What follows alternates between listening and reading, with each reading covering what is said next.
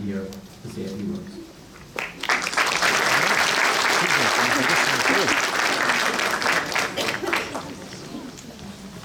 Thank you, David.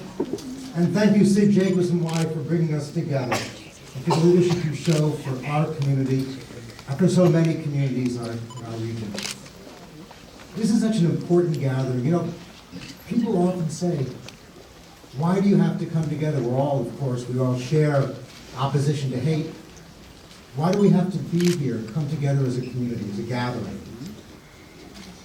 I remember when I was a child studying the Holocaust and speaking to survivors, always the concern, the fear that the world would never believe what transpired. In fact, in Buchenwald, they found diaries, statements by those who were victims.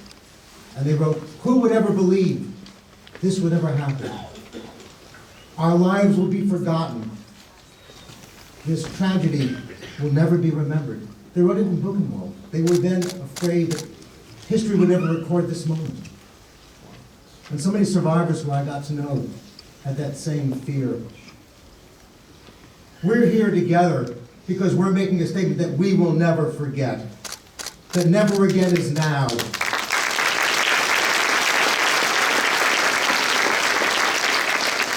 That we will never let the tragedy and the memory of the Holocaust fade, and we all know all too well, sadly it's all too well documented in survey after survey, that our young people don't know the lessons and the tragedies of the Holocaust, that our schools are not teaching it around the country, that we're not seeing the type of awareness that is required to make sure that never again means never again for our community, the Jewish community, and that hate has no home in any community towards any segment of our society. Now, we're fortunate in Nassau County, we're fortunate in Suffolk County, that we have government leaders who stand with us, who march with us, who lead by example. And I just have to say to County Executive Laura Curran and to County Executive Steve Ballone, thank you for the leadership you have shown.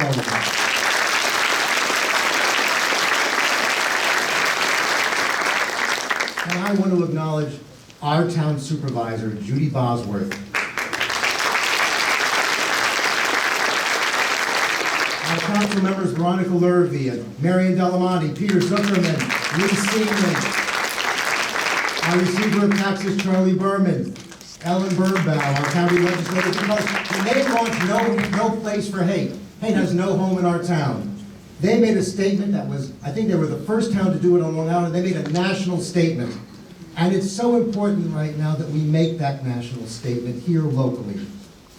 Because our words do resonate. Our voices do matter. We're seeing a growing acceptance of hateful dialogue and hateful rhetoric in every segment of our society.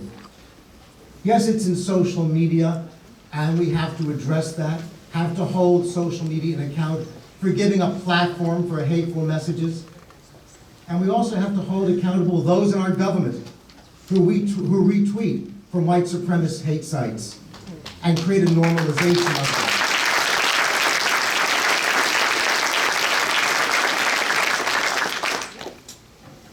We have a statement to make by our presence here, by our march next Sunday. And our statement is, one, as a Jewish community, as a community concerned with standing up for racism and hate and bigotry in every community. So proud that working with us as partners in this, are members of so many different segments of our society. The Islamic community certainly has been phenomenal. The Muslim community, the LGBTQ community, the Catholic community, African American, Hispanic. It brings to mind one of my favorite expressions from Dr. King, when he said, we all may have come over here in different boats, but today we're all in the same boat together.